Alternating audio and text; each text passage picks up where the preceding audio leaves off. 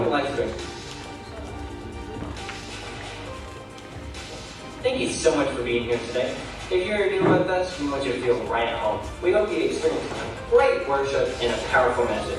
If you have kids with you, we want to let you know that we have a fantastic kids program available for all ages. And guess what?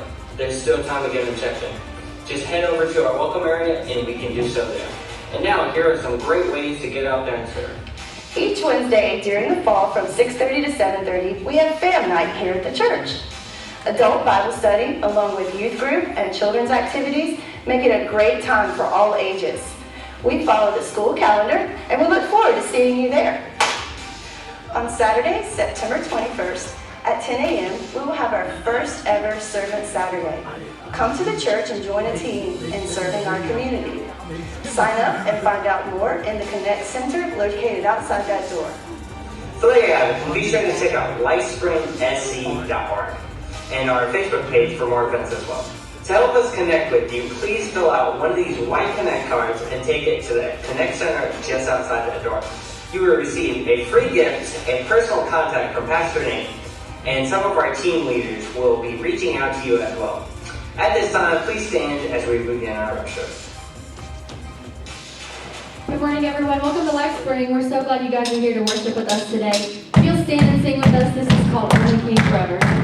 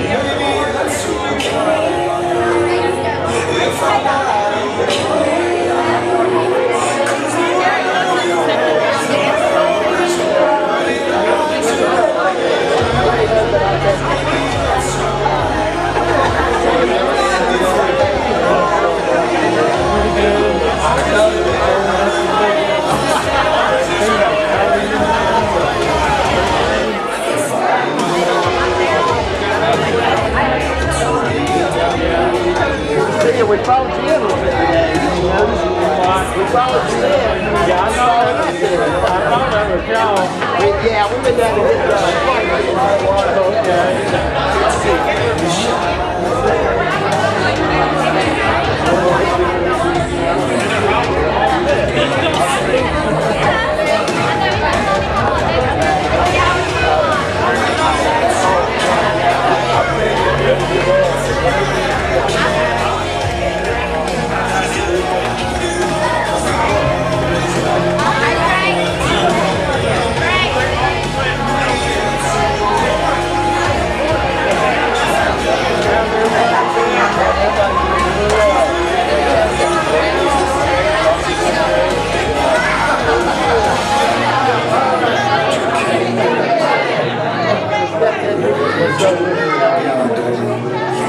Don't take this wrong. Let's see.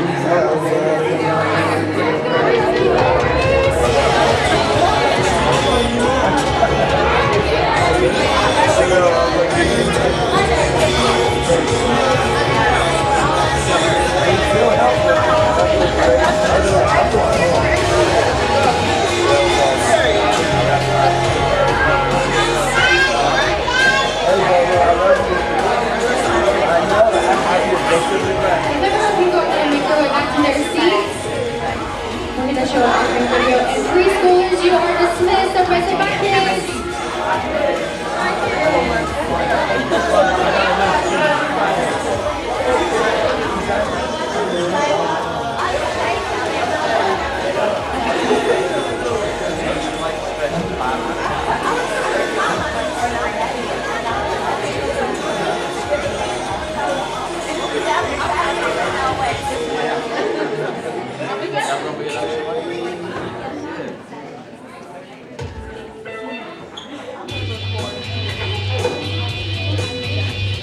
What is this? Donuts. Okay. Go ahead. I can have them. You can have them all. These are for me. Yeah. Really? Yeah. Why? I don't know, you look hungry. That is a good donut. Alright, well I gotta throw it. You mind if I just take one for the road? Just one. Well, I am really hungry and I missed breakfast this morning.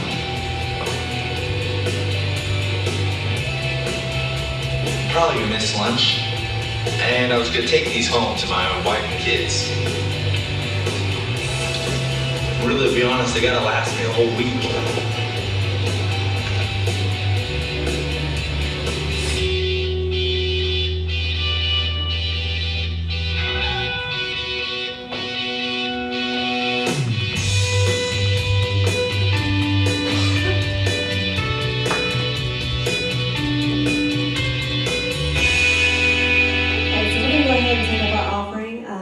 Just grab your baskets in the row there. You can give that way. Also, you can there's a box on the wall in the back. You can drop your gift in on your way out the door if you want. Also visit our website and there's a link to give there. And we have an app that you can download as well.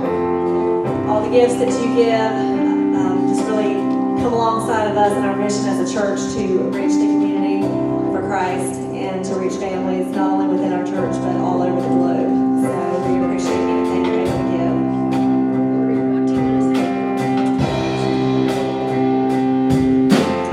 Go ahead and stand and continue to worship with us now.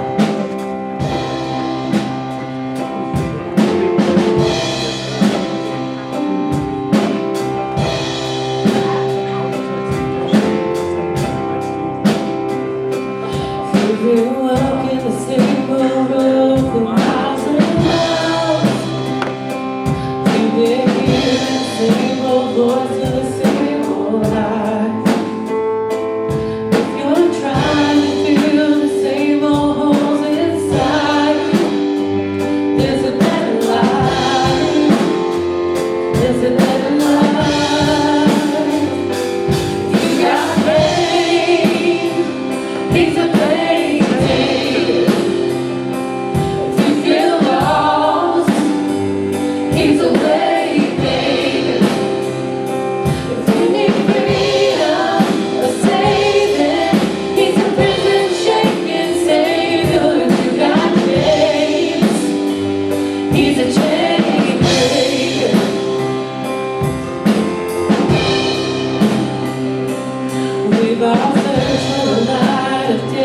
the dead of night.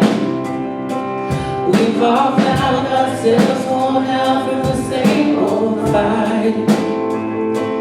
We all run the things we know just ain't right. There's a better life. There's a better life. We got pain. He's a pain taker. If we feel lost, he's a way maker. If we need freedom or saving, he's a prison shaking savior. If we got chains, well, he's a chain breaker.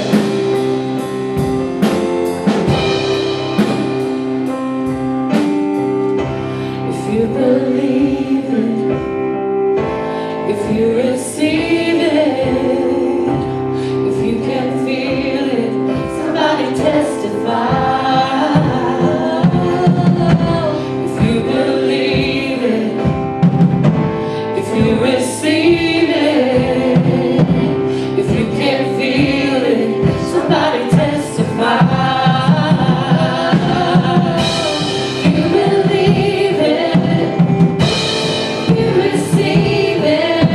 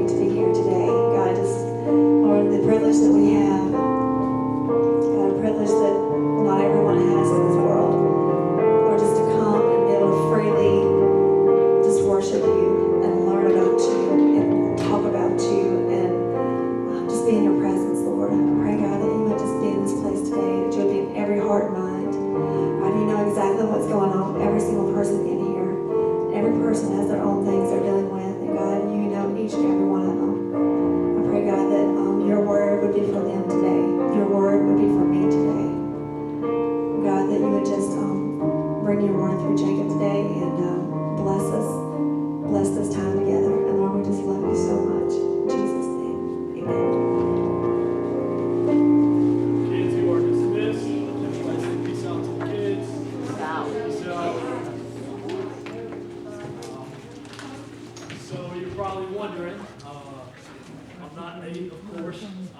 I am Jacob. I'm the youth leader here. Nate, pastor's in the back doing pro.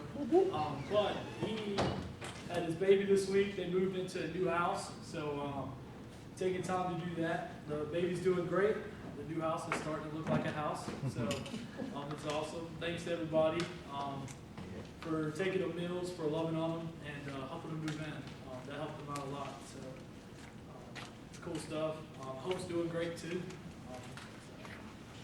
So Nate has been doing a series about escape rooms. You know, he's explained what escape rooms are. Me and Meg are not to know in escape rooms, so escape rooms. But last week he talked about the realistic fears and anxieties that life brings, and that all the things that we may face to trust in God. Well, I want to talk about the overall feeling of how those things make us feel. So that brings us to the topic, broken vessels. Some examples of feeling broken, like when Nate was talking about anxiety and fear, and last week about how anxieties and fears, you know, they can take over. And I thought about how anxieties and fears and other things can make us feel, and they make us feel broken. For people who struggle with anxieties, fear a lot, worry a lot, they make you feel broken. Like they make you feel like it's just nothing's clicking as you struggle with it, and it's tough stuff. So that feeling of brokenness, I want to talk about it and how God can take it and make it something beautiful. Examples of brokenness are things that make you feel broken: grief, loss, physical pain, doubt, poor self-esteem, finances, work, infertility. Are all these things can make us feel broken outside of fear and anxiety. It's not just fear and anxiety. Broken vessels. I took the word vessel, got the definition of it. I love digging deeper, preparing the sermon. I love getting the technical definitions of things. A vessel is a hollow container, especially one to use to hold liquid, such as a bowl or cask. Vessel. A vessel is vessel. All right. Broken. Broken means having been fractured or damaged and no longer in one piece or working order. When I was preparing the sermon, the definition when I read broken, it really spoke to me. It said no longer in one piece or working order. That's the world's definition of broken. That's not God's. God's definition is we are broken, just like broken vessels, but God can use us and use the brokenness to show the gospel and show Christ through our actions, through our words. And I put broken vessel together. A person who feels destroyed or who feels flawed or broken. That's the anxiety. That's the fear. Those are the things. That's the thing that causes you to feel. That brings us to the scripture for today is 2 Corinthians 4, 7 through 12. But we have this, verse 7, but we have this treasure in jars of clay to show that this all-surpassing power is from God, not from us. Jars of clay. When Paul was writing to Corinth, he's talking about how they use their jar of clay to hold their jewelry. That's what they use to hold it. Nowadays we use jewelry boxes. Don't know what you use to hold jewelry because I don't have jewelry. I got a watch box. That's it. But in comparison to what we use to hold our jewelry today is a clay jar. I don't know why you would keep jewelry in a cheap clay jar that would break, if you drop it, whatever. Jewelry boxes are safer. I guess that's as stuff went up, Today we have jewelry boxes. But the clay pot right here is describing us, like humans. Our body, we are weak. And we're weak without Christ. The treasure is Christ in our hearts. So we have this treasure in jars of clay. We have Christ in us. God has placed Christ in the hearts of his people. Christ is the treasure, we are the pot. And we are the vessel. We are what God uses to shine the light to others. Verse 8. We are hard pressed on every side, but not crushed. Perplexed, but not in despair. Persecuted, but not abandoned. Struck down, but not destroyed. Verse 8 is Paul's proof that God works through the weak people like him. Paul's writing to these people saying, we are hard pressed on every side, but not crushed. Perplexed, but not despair. He's saying we aren't perfect, but yet God's still going to use you. God can still use you. Persecuted, but not abandoned. Struck down, but not destroyed. It's talking about all the persecution that Paul went through. Like, for instance, there was a couple passages that talked about how Paul was thrown down, how Paul was disliked. He was treated very poorly, but even poorly is an understatement. He had went through a lot for following Christ. Even his past, seeing where he had came from, people would still throw his past in his face, you know. Or some people, it might have been hard to believe him because of his past. Persecution today could look like just being indifferent. As a Christian, as a Christ follower, us being different, we could get made fun of. At work, I get teased a lot. They call me Rev at work, and they tease me, oh, you can't say that in front of Rev. You know, you get treated different. And people go away from you because you're a Christ follower, and that's like persecution in the day. It's just facing all these hard things. Like, it's nothing compared to what they faced back in the day. But persecution looks like being the different one, the one that stands out, and others not liking you for that, or just being mean to you, you know. Persecution, through all the stuff that Paul faced, he still was right. He still was believing. 10, verse 10. We always carry around in our body the death of Jesus, so that the life of Jesus may also be revealed in our body. Verse 11. For we who are alive are always being given over to death for Jesus' sake, so that his life may be revealed in our mortal body. Verse 12. So then death is at work in us, but life is at work in you. Life is at work in you. Verse 10 is saying we should always take up our crosses daily. Taking up your crosses daily may look like doing your devos, saying your prayers, witnessing through your actions, witnessing through your words to people at work or school. And, you know, I'm pretty sure, you know, I say that we should, but sometimes you struggle with that. You may be in a season of, I don't pick up my Bible as much, I don't pray as much. Challenge you to pray more, pick up your Bible more. But it's not. When I read it, I was like, man, you know, I don't do what I should do all the time, you know. But it says we should. We should strive to do that. And do, like I said, do our devos, our prayers, show Christ through our actions. Verse 11 and 12 are saying we can find real safety and real life in God alone. People saw Paul's weaknesses, but they saw the power of Christ also. They seen who he used to be. They seen where he was weak, but Paul never did stop witnessing. Paul never did